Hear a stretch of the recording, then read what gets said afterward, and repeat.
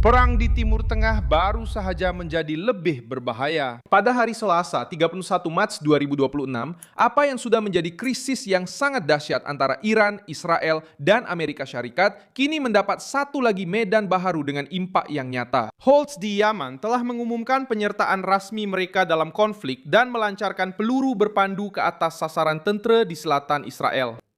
Tindakan ini mengubah keadaan kerana kini tekanan bukan sahaja datang dari wilayah Iran. Tekanan itu kini turut bergerak melalui Laut Merah, membuka satu lagi titik ancaman terhadap perdagangan, tenaga, dan keselamatan maritim. Apa yang berlaku secara praktikal ialah perluasan langsung peperangan. Yang melakukan pergerakan ini ialah kumpulan Houthi, sekutu Teheran, dengan menyerang kedudukan yang mereka gambarkan sebagai sensitif di Israel. Pada hujung minggu, dengan kesan serta-merta di pasaran dan di Kementerian Luar Negeri, di manakah perkara ini memberi kesan paling besar? Di dua laluan penting, Selat Hormuz dan Bab el-Mandeb, disinilah isu ini benar-benar meletus. Penyertaan Houthi kurang menakutkan dari segi kesan ketenteraan serta-merta, tetapi lebih kepada kuasa untuk menyekat aliran global. Bab el-Mandeb di selatan Semenanjung Arab adalah laluan bagi kira-kira 12% perdagangan dunia, dan ini bukanlah ketakutan yang abstrak.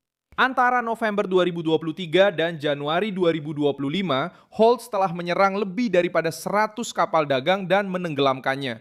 Sekarang, dengan Hormuz sudah berada di bawah gangguan yang kuat, kemungkinan tekanan juga di Laut Merah mewujudkan kepungan yang jauh lebih ketat.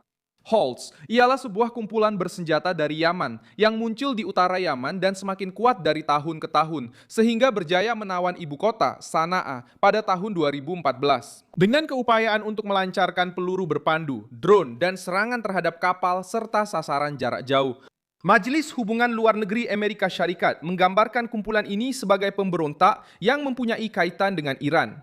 Dan Jabatan Negara sendiri telah kembali menamakan mereka sebagai organisasi pengganas asing pada Mac 2025.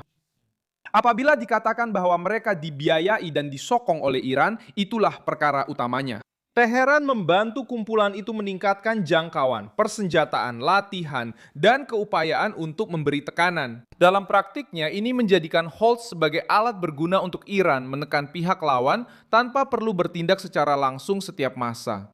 Penyertaan mereka dalam perang ini adalah buruk untuk Amerika Syarikat kerana ia membuka satu lagi medan krisis di kawasan yang sangat penting untuk perdagangan dunia.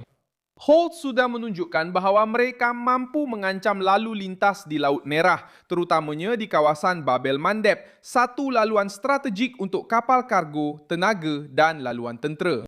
Sekarang, apabila mereka secara rasmi memasuki konflik dengan menyerang Israel, pada 28 Mac 2026, mereka memperluaskan jangkauan paksi pro-Iran dan memaksa Washington untuk membahagikan tumpuan antara konfrontasi dengan Teheran, pertahanan Israel, dan keselamatan maritim.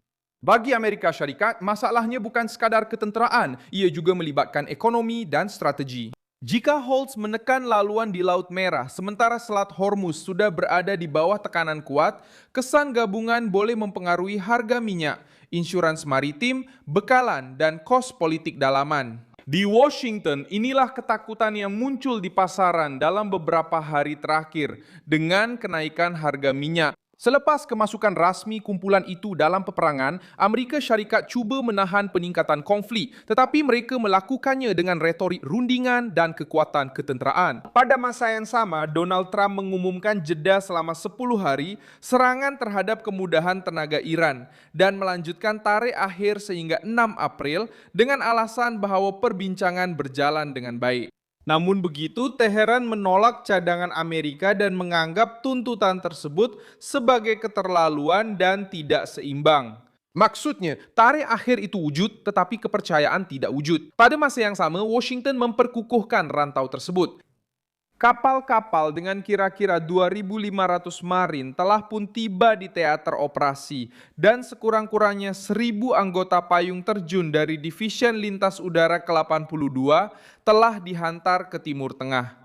Ucapan awam masih cuba mengelak daripada menggunakan perkataan pencerobohan. Namun kehadiran tentera yang semakin meningkat menunjukkan bahawa Rumah Putih mahu mempunyai pasukan yang siap siaga. Jika mereka memutuskan untuk mengetatkan lagi, kesannya sudah mula dirasai pada poket dan pasaran. Lipas tidak memasuki peperangan hanya untuk membuat bising. Mereka masuk untuk memperluaskan keupayaan tekanan paksi Iran dan menunjukkan bahwa krisis boleh menyesakkan sistem dari lebih daripada satu arah. Israel terus diserang, Amerika Syarikat terus memberi tekanan, dan Iran cuba membeli masa tanpa mengalah pada perkara-perkara utama.